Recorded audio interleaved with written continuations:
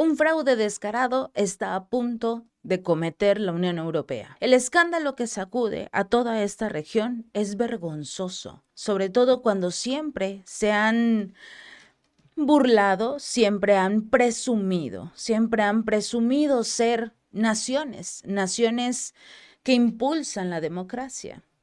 Pero cuando el resultado no es favorable, en ese momento hay robo, hay injerencia de otros países, es Rusia el culpable. Eso es lo que vamos a estar escuchando, pero no. En esta ocasión vamos a ver cómo el Tribunal de Moldavia y mucho más aquí en el Chapucero USA, pero en este caso el Tribunal Constitucional de Moldavia finalmente aprobó los resultados del presunto plebiscito del 20 de octubre, en el que supuestamente el 50.35% de los votantes apoyó las enmiendas constitucionales para adherirse a la Unión Europea. La presidenta de este organismo, Dominika Manole, dijo que finalmente se aprobaron los resultados del referéndum. Fue apoyado por 749.719 votantes, o según ella, una mayoría. El preámbulo de la Constitución se complementará con las siguientes palabras: reafirmando la identidad europea del pueblo de la República de Moldavia y la irreversibilidad del rumbo europeo de la República de Moldavia, proclamando la integración de la Unión Europea como objetivo estratégico de la República Popular de Moldavia.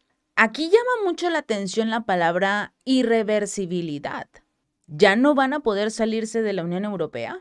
Si exigen un nuevo referéndum, ¿no lo van a hacer válido? Van a poner todas las trabas con tal de que Ursula von der Leyen también se haga del control de Moldavia. Muy extraño porque es una exregión de la URSS, de la Unión de Repúblicas Socialistas Soviéticas. Hay muchos que comparten la ideología de Rusia a pesar de estar un poco lejos. Y aún así se supone que quieren unirse a la Unión Europea. ¿En serio creen esto? Se propone complementar el preámbulo de la Carta Magna con palabras reiterando la identidad europea del pueblo moldavo, de ya no querer jamás cambiar el rumbo de la trayectoria europea de Moldavia, proclamando la integración en la Unión Europea como el objetivo estratégico del país. Esta ley fundamental también se va a complementar con una nueva sección, en la que se establece que la adhesión de Moldavia a los tratados fundamentales de la Unión se establecerá mediante una ley que sea aprobada en el Parlamento.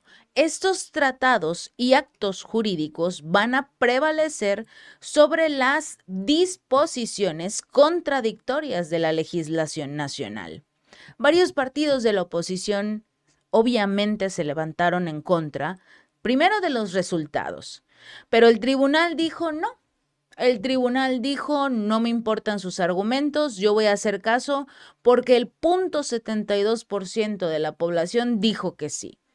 Ese 0.72%, de hecho, en el momento en el que llegaron al 50%, todo el mundo dijo, esto no es cierto. La presidenta del país salió en diversas ocasiones a decir, Rusia está interfiriendo en la firma de este referéndum.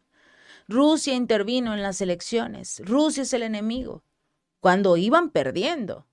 Casualmente en el último 10% de los votos le dieron la vuelta. Por favor, hemos visto fraudes menos descarados en cualquier parte del mundo.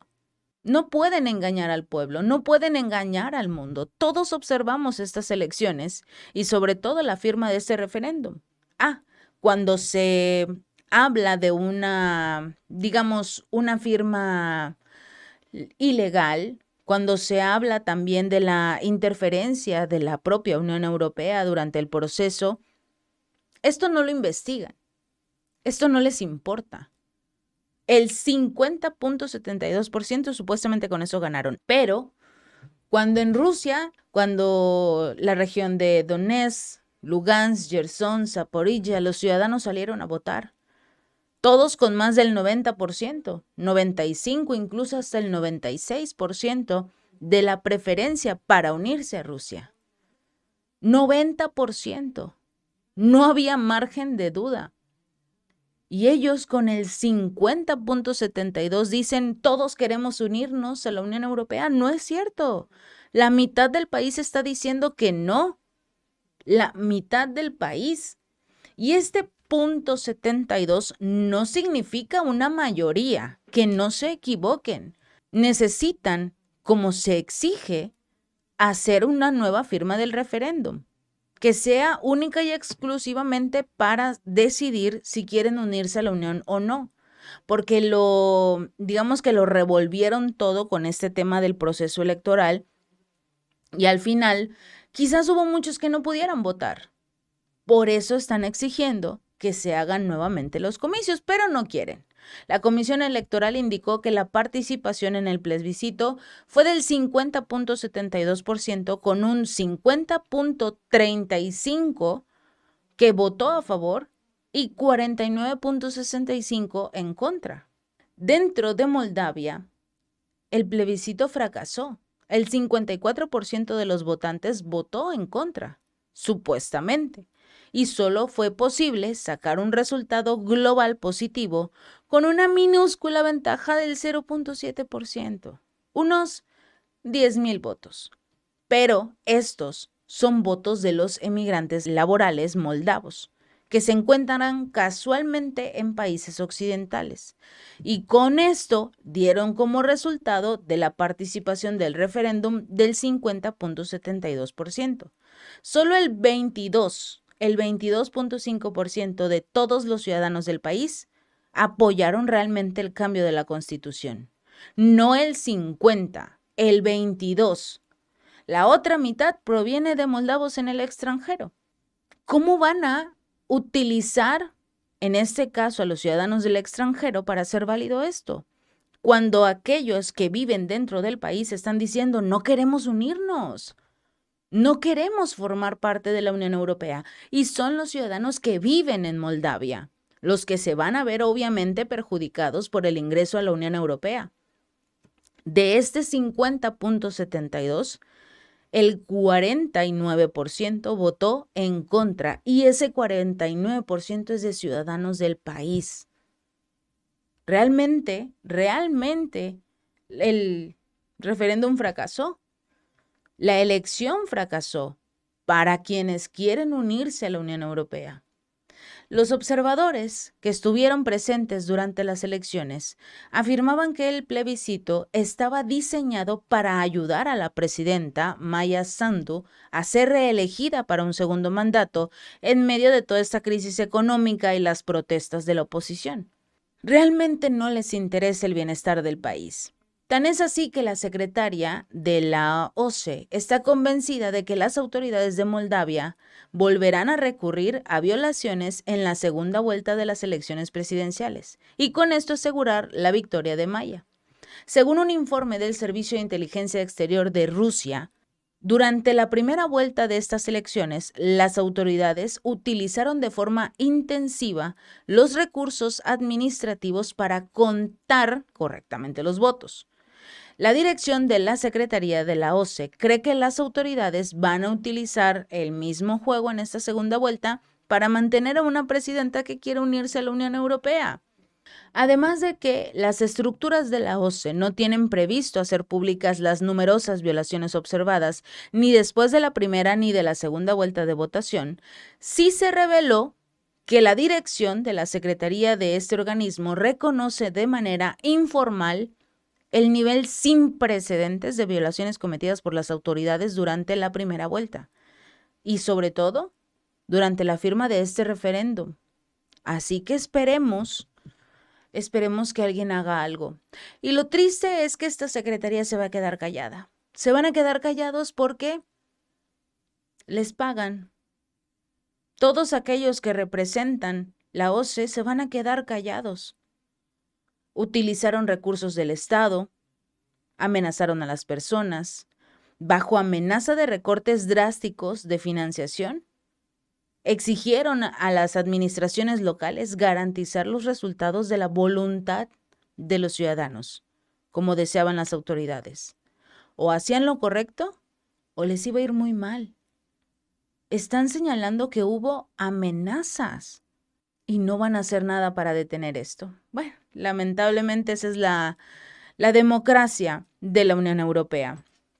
Y rápidamente nos vamos con el ejército ucraniano, que ha prohibido a sus soldados utilizar la palabra retirada cuando hablan con la prensa, porque no quieren reconocer que tienen que salir del territorio, que se están retirando de la guerra, porque no es una retirada, es simple y sencillamente un espacio que colocan entre los soldados ucranianos y los rusos.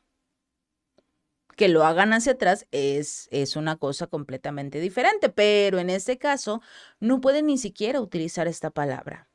De acuerdo con un periodista de Radio Liberty, un medio financiado por el gobierno estadounidense, Vlasta Lazur, que es empleada del servicio en Ucrania de Radio Liberty, reveló que en una entrevista que fue concedida a la emisora ucraniana, un preocupante patrón en las comunicaciones militares les llamó mucho la atención y dijo: hablé con un soldado en el frente de Pokrovsk. Me dijo, recibimos órdenes de utilizar las palabras ofensiva, victoria, avance, expulsión del enemigo cuando nos comunicamos con los periodistas, pero que no pueden decir la palabra retirada o que el enemigo ha violado nuestras defensas.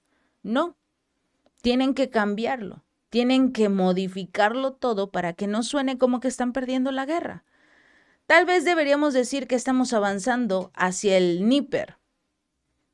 El río se encuentra en la retaguardia de las tropas ucranianas en Pokrovsk, también conocida como Krasnoyarsk, que es una ciudad de la República Popular de Donetsk bajo el control todavía de Kiev. Según la SUR, incluso los portavoces militares bromean, se burlan sobre las instrucciones que reciben y las propias unidades militares no comunican ya al alto mando la situación real sobre el terreno, porque de todas formas van a decir que eso no está pasando. Van a decir que están ganando, que todo va muy bien, que siguen avanzando. Todos se mienten entre sí. Los comandantes locales tienen miedo de informarle a los generales o a los superiores sobre cuál es realmente el problema, o de que no tienen suficiente personal, o que no son capaces de llevar a cabo una tarea. Incluso si esos informes están basados en la realidad, tienen miedo de enviarlos por miedo a ser despedidos y que los manden o los bajen de su cargo y los hagan irse al frente de la batalla en otro lado. Es interesante ver cómo esto surge después de que Zelensky revelara que las tropas ucranianas en la línea del frente deberían retirarse. Sus palabras: cuando los rusos los superen en número 8-1. Wow, esto ocurre todo el tiempo. Pero a Zelensky tampoco le importa la vida de los ciudadanos ucranianos. Y mientras esto pasa, desde el otro lado nos vamos a Hungría, porque hoy revelaron que se importó un volumen récord de gas natural de Rusia en este año 2024, mientras que Zelensky pone trabas para entregarle los recursos a los países de la Unión Europea, debido a que exige que le entreguen armas, recursos económicos, que lo ayuden en lo que quiera, y luego les va a poder entregar gas a través de su gasoducto, que es el único que llega directamente de Rusia a la Unión Europea, pero que tiene que atravesar por Ucrania, y es el gasoducto Druzhba después de la destrucción de los Nord Stream 1 y 2. Pero queda otro gasoducto todavía en función, el Turkstream. Y de hecho, el ministro de Asuntos Exteriores de Hungría, Péter Szijjártó, dijo que actualmente tienen una importación impresionante de gas natural. Estas declaraciones las hace tras una reunión que estuvo con su homólogo ruso Sergei Lavrov, esto en el marco de la segunda conferencia internacional de Minsk sobre seguridad euroasiática. Los dos ministros trataron cuestiones de cooperación energética entre Moscú y Budapest, sobre todo porque está a punto de concluir uno de los últimos tratados que le quedan a los dos países, y es en diciembre. Pero no solo el de Hungría, también el que le permite a Ucrania tomar los recursos de Rusia y que atraviesen por su territorio para entregárselos a la Unión Europea y con eso amenazarlos de si no me entregas los recursos, entonces te corto el gas. ¿Qué es lo que pasa? Cuando acabe este acuerdo, Zelensky ya no va a tener forma de chantajear, porque es un chantaje, a los países de la Unión Europea. Ahora tendrán que responder ante Minsk. Sijarto indicó que este año se han suministrado 6.200 millones de metros cúbicos de gas natural a través de este gasoducto y sus ramales a través de Bulgaria y Serbia. Este es el mayor volumen de gas hasta la fecha. Serbia es de los países que son relativamente aliados de Rusia, relativamente. Tal es el caso que Ursula von der Leyen tenía una reunión con el presidente de Serbia la semana pasada y la canceló. La canceló porque al líder de Serbia se le ocurrió participar en la cumbre de los BRICS. Y una cosa es que no quieras sancionar a Rusia o estés tratando de evitar que, digamos, bloqueen tu acceso al gas. Pero otra muy diferente es acercarte en uno de los momentos más importantes para Moscú, que fue la cumbre de los BRICS y que le dio un enorme poder político y económico a Vladimir Putin. Pero siguen entregando gas porque necesitan gas ruso. Casualmente este gasoducto Turkstream se extiende desde Rusia hasta Turquía a través del Mar Negro y luego continúa hasta la frontera con Grecia, que es un miembro de la Unión Europea. Rusia es un proveedor de energía fiable. La seguridad y la competitividad de los suministros energéticos de Hungría están garantizados. Están garantizados gracias a la cooperación razonable, lógica, con Rusia. Lo dijo Hungría desde el inicio del conflicto. Ustedes métanse en problemas. Si Alemania quiere dejar de recibir los recursos de Rusia, va a tener un duro golpe. Y hoy estamos viendo las consecuencias. 3 empresas de la Volkswagen cerraron.